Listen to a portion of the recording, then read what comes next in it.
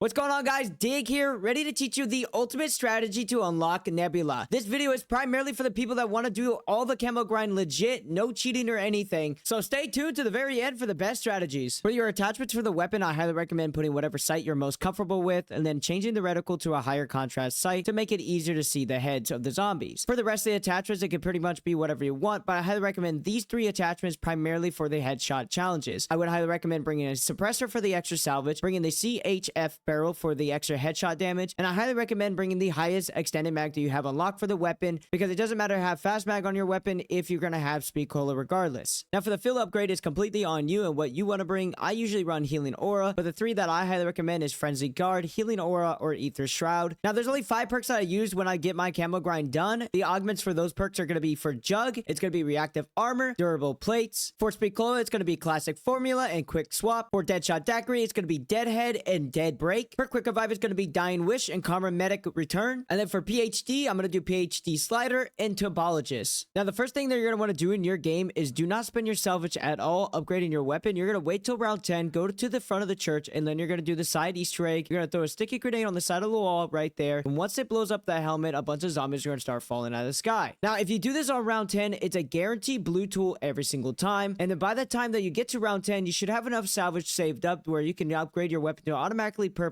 So right now in this clip, you can already see that my weapon's purple on round 11. Now you're going to do a side Easter egg to get the perk Deadshot Daiquiri. If you're making your way out the top of the graveyard and you look outside to your right side, on top of the fence post, you'll find 5 different cans. Now if you shoot these cans without missing a single bullet, you'll be rewarded Deadshot. Now if you do miss a shot, you're going to have to end the round and restart the next round and then come back and find them on the fence post. Now if you don't want to do this side Easter egg to get Deadshot, then you can just wait till round 25 and buy it on top of the bank when the Wonders Fist spawns in. Now if you're having a hard time seeing the cans, you can go into your settings and go into graphic and then go into view and then turn your FOV all the way down. Once you do this, you should be able to see the cans a lot clearer and a lot easier. Now this is totally on the viewer if you want to do it. I don't do it personally because I feel like if you turn on the Rage Inducer, you're going to be constantly sprinting around the map and trying to dodge the zombies. I think with it off, you're going to hit a lot more consistent headshots if you're standing in a corner and slowly backing up and hitting the headshots on the zombies. Now this is the strategy that I use to get a lot of headshots in my game. What I like to do is I like to pile up the zombies inside the bowling alley first, and then once I do that, I'm going to head outside the door to the left. As soon as I get outside, I turn around and I wait for the zombies to walk out. As soon as they walk out, I start backing up to get my headshots, but as soon as I start getting attacked from behind, I quickly run to the wall to get them clustered back against the side of the wall and slowly back up into this corner. Now once I'm in this corner, if I get too swarm, luckily I have my Jug augment, so when it breaks, it stuns them. And then I quickly run outside of this bus and I climb over this recycling bin because they can never block this area, and then I quickly jump on top of this grass, jump on the bus, and then run back inside. And then right here is when I slowly back up and get all my headshots once again, but once I get clustered right when I get by stamina, that's when I run back into the bowling alley area and cluster them back up again, and then rinse and repeat the same process over and over again. Now I highly recommend to leave or slash exfil the game when you're at 1500 headshots, and then load into the next game and complete your last 500 headshots plus your 2 special camos and then your gold camo in that single match. I highly recommend that you do exfil and do not just leave the game, because you do get a lot of extra XP for exfilling. For an example to show that how good the strategy is, I exfil at round 26 and you can see that I had 1004 eliminations, and out of 1004 eliminations I had over 913 critical kills, which I would argue is a pretty fair elimination slash headshot ratio. Now the best way to get gold for your weapon is either to grab an insta kill bubblegum, or you can go to the backside of the church and you look on top of the roof, you'll find an insta kill on top of the triangle roof. If you shoot it, it will spawn into the map. What I like to do is get a good pile, spawn it in, and then grab the insta kill and then wipe the wave. Now there is a special challenge where you have to eliminate zombies while they're affected by your tactical. I highly recommend going to the crafting bench and grabbing shock charges and waiting till you get a good pile up, climb on top of the gas station, drop down and throw 1 shock charge at a time, wait for each one to unstun the zombies and then throw another one and continuously killing them off. I repeat this process multiple times to get my 100 tactical kills instead of decoys, because you can only carry 2 decoys and they don't last as long as shock charges. Now the best strategy that I have found to unlock Opal is to play with 4 players, because the spawn rate for the manglers are increased. Now if you don't have anybody to play with, that's okay. You can go to a public lobby and message in the chat and ask them if they can ping the manglers for you. On top of that, if you don't know, as long as you do a good amount of damage to the manglers and your teammate killed off the mangler, it will still count towards your camo. Another thing to keep in mind is do not use any ammo mods to take out the manglers as well. Now the reason why you don't want to use any ammo mods is because if the elemental part of the ammo mod takes out the mangler, it will not count towards your camo. My next strategy for Opal, as you are playing with 4 players, is to build the LGT device, and then you're going to place it down on the ether storm, and you're not going to defend it, because every time you activate it, 1 mangler should spawn in. Sometimes a mangler does not spawn in, but majority of times a mangler will spawn in, and you're going to let it get destroyed, and then you're going to start it back up next round and you're going to continue this process each time to get at least 1 or 2 manglers from this LGT device. By doing the strategy that I just listed for Opal, you could get roughly around 30 manglers by round 24. Another thing that I highly recommend when you're doing this strategy, if you did manage to get 3 other players, is have them bring in the weapons that you're going to need to get Opal on. So once you get that one weapon that you brought Opal, you guys can swap your weapons with each other, and then you can finish that weapon off. On average, I could get roughly around 3 or 4 weapons done per match I play before it's time to just exfil because it's getting too hard for everybody to handle it. Or my weapon just becomes a pea shooter and it's not doing enough damage fast enough. Now, the best strategy that I found solo for taking out the manglers is doing the LGT step as well, but also using the zipline strategy by waiting for them to spawn in either on top of the platform right there as spawn, or waiting for them to spawn inside this barrier and going back and forth, especially if you're solo, because you're not going to get enough manglers until like round 30 plus for your Opal camo for one weapon. Now, the best strategy that I have found for the afterlife camo is to sit up atop a spawn on top of the zip line and then take out the zombies down below as they are training them up for you, and then have the 4th person protecting you from behind, preventing any zombies coming to hit you. If zombies ever get close to you, you can either use your ether shroud, or your teammate can use the ether shroud augment to protect you, or you could just use a zip line to go across to the bank. If you run out of ammo at any point while you're doing this strategy, you could just take the zip line across to pick up ammo right here and then go back to where you were. Now, during this strategy, if you're ever playing with the 4 players and then it's a max ammo round, you're gonna have everybody standing in front of the zip line and body block and crouch. You're gonna take out the vermin as they're body blocking them. Now, if you're doing the afterlife camo solo, it's the same concept, but this time you're just gonna camp the zip line, wait as they come up, take them out, and if they get close, use the zip line or use your ether shroud. Now, the best strategy that I have found for the max ammo rounds, if you're playing solo for the afterlife camo, is you're gonna go in between the ice cream store and the video store in the alleyway and put your stuff against these recycling bins, and you're gonna crouch. If you've done this correctly, they are only gonna spawn in front of you. If you get here too late, sometimes they will spawn behind you. You can go ahead and take out the few that do spawn behind you, and then the rest should spawn in front of you. If you're curious of why my vermin look like this, it's because I turn on the arachnophobia mode to make it easier to get headshots as well. If you'd like to turn on your own arachnophobia mode to make it easier for headshots, just go to your settings, go to graphics, go to view, and then turn on the second one that says arachnophobia. Now, if you're a person like me where you don't want to see the elimination medals when you take out a zombie, but you still want to get the notifications when you get your camos or when you receive a gobblegum, if you go to your settings and then you go to the interface and you go to game HUD, if you scroll down to the very bottom to medals and notifications, if you put it at 1%, it will always display your camos unlocked, and it would also display when you receive a gobblegum, but at the same time removing any elimination medals you will receive. Now, the best strategy that I found to unlock afterlife camo for your melees is to have somebody at spawn train the zombies in front of this ramp, and you're gonna sit right here, and then somebody's gonna protect you from behind, and as the zombies are being trained in front of the ramp, the zombies should climb up, and you're just gonna slowly take them out as they're climbing up. Another good strategy that you can do is get a good pile up and then activate your idolize as well, and take out as many as you can before your idolize runs out. Another strategy that you could use solo for your melees is going up to these telescopes, and you're gonna interact with them and then find the zombie on top of the hill to the right side. You're just gonna continue staring at it until it kicks you off, and then do the same thing to the telescope to the left side. Eventually, it will activate a rave dance Easter egg, and all zombies will be distracted. Now, try to do this Easter egg before manglers or abominations spawn in, or vermin, because they can attack you during the rave dance. They ignore it completely, but the zombies will get distracted and be on top of the bus, so you can just melee a bunch of zombies before the time runs out. If you guys did enjoy the video and you did find it helpful, don't forget to drop a like and drop a follow, and I hope to see you guys in the next live stream when I'm working on my camo grind for multiplayer.